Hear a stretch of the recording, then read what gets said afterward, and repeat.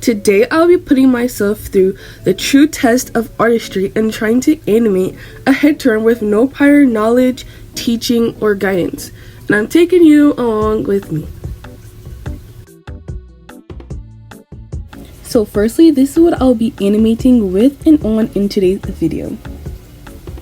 This random surge of inspiration to start animating was all brought along after the uprise in popularity in turning your fully rendered digital art into 3D animations with AI, which I don't really agree with at all at this point in time. So instead of joining them, I'm gonna do it the old-fashioned way from scratch.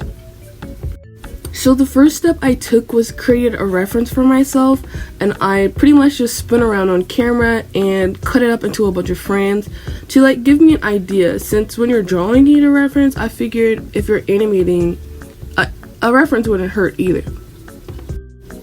I then started out thinking I could just import all the photos, outline the silhouettes of them just so every frame will be accurate to each other, then turn them all off and draw them individually, then attach them together to create a smooth animation. And since I did this once that way, I figured I would be able to do it again and it would turn out even better since I'm better at art now. But boy, was I very wrong. The process and the outcome turned out so bad that I ended up not even going all the way with this idea because I just knew it wasn't going to work. So I just didn't force myself to finish the entire thing, and it turned out very choppy and it just was so bad I didn't even want to finish it. So here's a comparison from a year ago and today's date, trying to do it the same way. And I'm like, how did I do it last time? Because it kind of eats last time. The only thing that's not as great about the one I did a year ago is that the style is very wonky in my opinion. Now it's time to put my stubbornness aside and get down to business. I first asked myself what was the cheapest and most affordable, preferably free animation app that I could get my hands on, and FlipaClip was the first thing I could find. So once I powered up the app, the first assignment that they gave me was to make a ball bounce. Now I think this is a common thing that a lot of people are taught or having to do when they first start animation. So I decided to actually do it, and I feel like it was a lot easier because prior to even opening the app, I did a lot of research. I gave myself a bunch of knowledge that I didn't have otherwise when going into this. Pretty much just studied on my own, and these are the YouTube videos that I looked at. I looked at quite a bit, but these are the ones I can remember to help me get some base knowledge of this animation thing.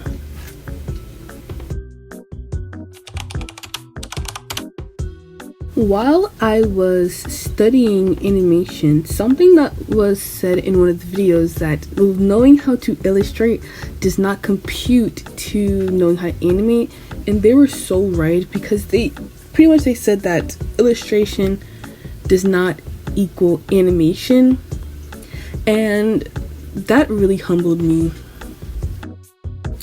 So for the second animation warm-up, I decided to animate a sphere spinning into a circle, and I feel like that was a good warm-up for the whole head spinning thing.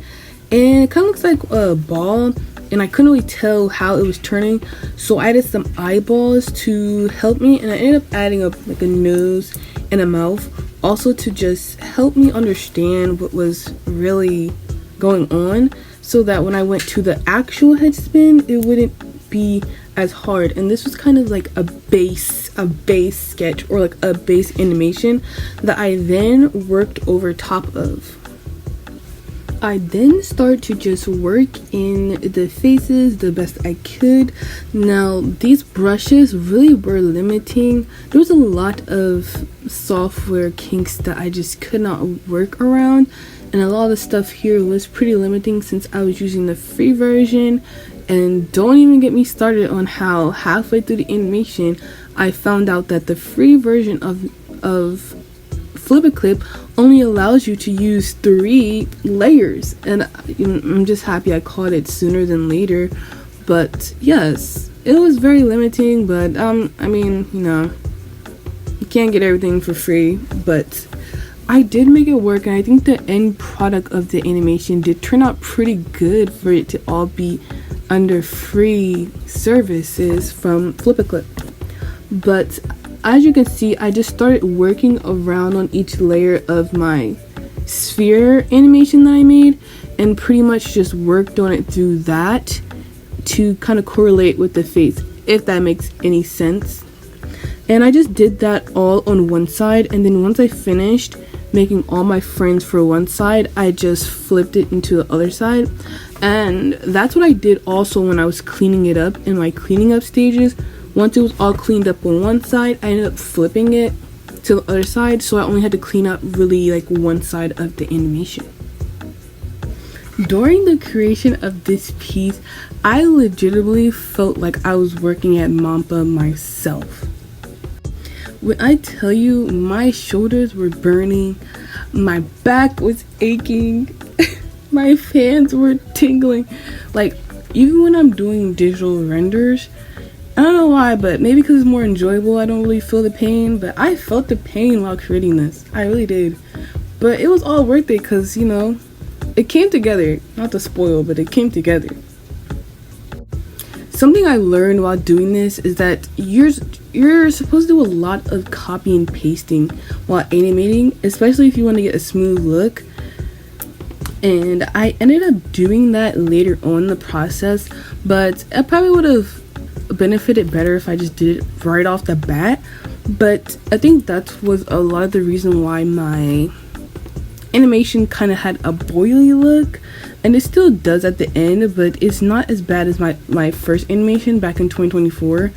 But it's definitely a learning curve from like illustrating to now animating, because not only did I have to simplify my art process very much, it's like I just had to keep doing that simplified version of my art style over and over and over, which was it was so crazy. But I think this is really good at working my artistic brain. You know, like where the right brainers at. I'm a right brainer. I use the right side strictly. Looking at it now, a lot of my frames looked wonky, but you can't even tell once it starts moving. But I was so excited once I got to this point because I actually like got to see some progression. Oh, look at my progress! This is what we're doing so far. Yeah! Yeah! Now the next thing is to start animating the hair. Now I didn't even study how to animate hair, but I somehow made it work. And even though it was very inaccurate and bubbly or boily, it honestly worked, because you know how like when your hair gets moved by wind, it moves really inaccurately and just crazy. I feel like the whole bubbly vibe that I was able to do, even though it was not accurately smooth, I feel like it kind of works because it gives that look that it's getting blown around by wind. And that's what my sister said. She was like, oh, it's honestly a cool like effect, and I was like, yeah, low-key is. But yes, this is how far I've gotten, and pretty much I just kept cleaning it up and just making it how I like. But for a little discussion topic on this AI thing, I wasn't going to speak on it, but since that's the whole reason why I'm doing this video, I figured I might as well say my little 2 cents on this whole thing.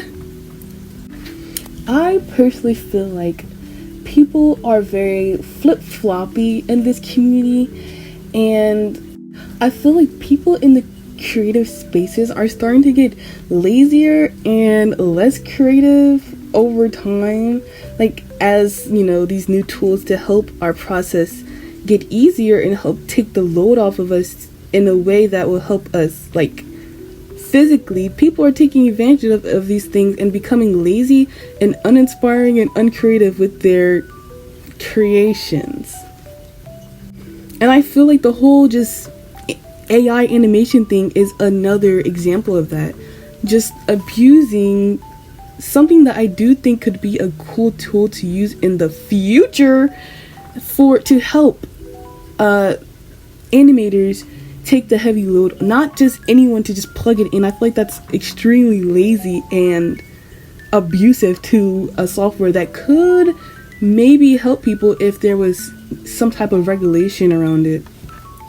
I feel like I don't want to be completely rude and call all these people that are using this software scumbags, but I mean, honestly, they are kind of scumbags, because these same people who were up in arms when they found out that AI can replicate their art styles are now the same people who are using AI to replicate and replace a whole nother creative field, which is animation.